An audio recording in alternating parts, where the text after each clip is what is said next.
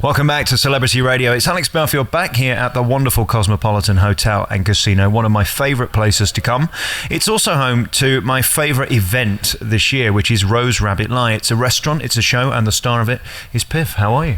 Good evening. I'm all right. I'm still here, which is the important thing. Just like Mr. Piffles. Well, I've made a new friend here. I don't know what it is, but people seem to like sniffing my crotch, and your dog particularly seems into me. This is nice. He can smell money, so... Is that what it is? Yeah. Is that what it is? Hey, listen, great to see you. When I came here to Cosmopolitan this year, I said I have to come and see Rose Rabbit Lie. What is it? Nobody could tell me, so I came and saw for myself. And it's fun, and it's new, and it's different. It's a dinner, it's a show, it's a club, and you're the star of it. Why you? How come you've got this gig? Well, who doesn't love a magic dragon? Obviously, Las Vegas is the spiritual home for a magic dragon. Magic, David Copperfield, they've got Siegfried and Roy used to be here. It's the home for it. And dragons, where you've got Excalibur, which is a big castle. It's just waiting to be overrun by dragons. So that's basically the dream for me, to take over Excalibur. I first saw you on that Penn and Teller show on ITV, and everybody fell in love with you. You became a sensation overnight. But of course, you'd had a big career before this, doing sort of slogging away as an act. It really turned your life around, didn't it? Yeah, it was a great show for me to do, and also because of YouTube, and it went viral on YouTube, and I think that was a big part of it. But and Penn and Teller, since then, have been very supportive and very nice to. Me, I don't think Penn really likes Mr. Piffles, but who can blame him? I mean, he's like 14,000 times the size of Mr. Piffles. So, is Mr. Piffles your comfort blanket? I notice you don't go anywhere without him. I just like to keep the money where I can see it. There's nothing cuter than an act with an animal, but you know what they say, never work with them. He's very well behaved, and he doesn't tend to let you down, does he? Yeah, it's just a lot of Benadryl, and then, he'll do whatever you say, really. There's just nothing going on anymore in his tiny little head. Do you ever wonder what he thinks some days when he's stood there watching the show that you're doing? I mean, it's not normal, is it? No, I mean, I'm sure he's just there thinking, not another sip of Benadryl. I think that's the main thing that's going through his tiny little head. Any thoughts that he has left? Let's talk about Rose Rabbit Lie. It's this concept that's brand new. It has a restaurant, which is one of the finest restaurants and one of the most exciting dinners I've had this year in Las Vegas. Then at 9:30 the show starts, of which you're a part of it. And I love it because it's edgy, it's sexy, it's different, it has incredible talent, it has you, it has dancers that are incredible, and a lady who, how do I phrase this so we don't offend the punters, is able to pull handkerchiefs from nowhere, literally nowhere. Well, they do come from somewhere. She's very intimate with that tiny piece of cloth.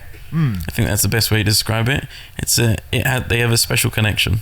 It's an amazing act, and that's what this show does, brings the best people at what they do into this cabaret show. And the budget must be enormous because there's a lot of you. Yeah, I mean, it's probably like $28, $29 a year for the budget. I think so. It's pretty heavy, yeah. Yeah, I mean, it's fun. But you got to remember, Mr. Piffles doesn't actually, he just lives on biscuits. Right. So that's most of the budget. Everyone else is doing it on a voluntary basis. I mean, he's not an Alsatian. I mean, he couldn't be any smaller, could he? No, I've tried. But he couldn't be much smaller than that, apparently. And he's a big part of your act. I mean, your act is nonsense, let's face it. You get people up on stage and you make funny, and then you make the dog disappear, which is a rather cruel trick of fate, really, because everybody wants to see him. We're left looking at you and wondering where the dog is. Well, I don't quite make him disappear. I mean, technically he does, because I shoot him out the cannon and he dies. So, I mean, but I think when you say I make him disappear, it's more like a hitman use of the term. When did you form this act?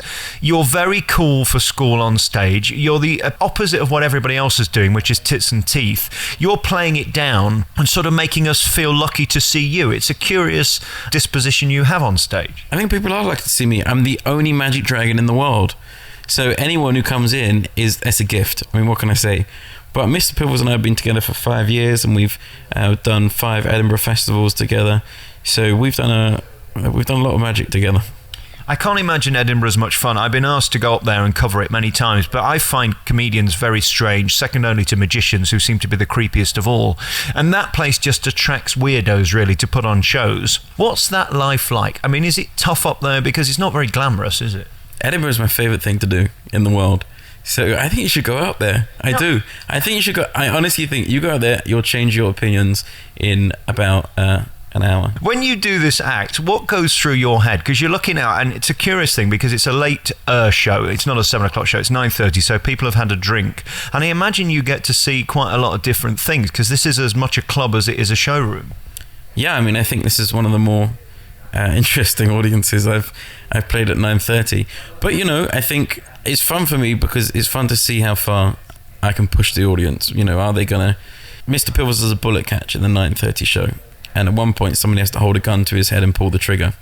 And that's always interesting seeing whether somebody will do that in the face of abuse from about 300, 400 people a night. And you managed to find a character on Friday night who did pull the trigger. Most of them pull the trigger. Most people have no soul. The thing is with Vegas, when you arrive, you check your bags and your soul at the hotel, and then you go out and you do whatever you want, even if that is shooting a chihuahua in the face. You know, what happens in Vegas stays in Vegas. Or ends up on Facebook, of course. Well, yeah, but that's just why we don't let people take pictures of that bit. What's your life like now? I mean, it doesn't get any bigger than Las Vegas. You're here in certainly the coolest of all the casinos, there's no question. You've sort of made it, really, haven't you? I mean, it doesn't get more decadent than the Cosmo. Wow, that is bleak. The only way is down. Is that what you're saying? The only way is a spiral down from here. Okay, Welcome to my life. Right, maybe we should I'm going back to Nottingham tomorrow. What do you... That is a spiral down into the abyss. I like Nottingham. One of my favourite comedy clubs is there. Just a Tonic. Now, this dog, we must say, really likes me. What a great judge of character.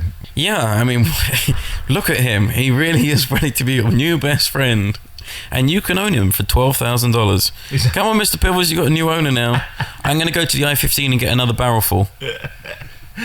What is your relationship like? I mean, I guess he goes everywhere with you, does he? I mean, he's here today and you take care of him. If you go for dinner, does he come with you? Do you get strange looks? He's a service dog. So he's allowed anywhere I'm allowed. He is the law, basically. No one can turn him away. Then we go everywhere together. Like, I've been on tour with him for the last 5 years, so... We're pretty close, sadly.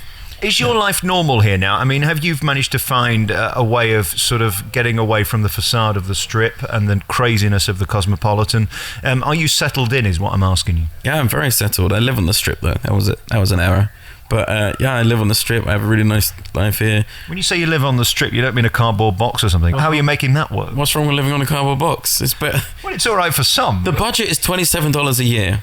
For everyone. How do you expect me to afford a house? You really do get value for money here. I mean, the restaurant, have they allowed you to eat in it? Yeah, it's really nice. I have snacked in a restaurant. Yeah, I just walk around and snack off other people's food most of the night. I've got my own fork.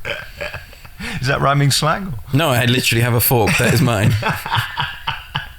And of course, the thing about this is it's a show for the people in the showroom, and it's a show for the people having dinner because the stage revolves 360, which means you go off the other side. What happens when you sort of arrive at the people having dinner? You know, you might experience something that maybe only 20 people have ever experienced in the whole history of this show.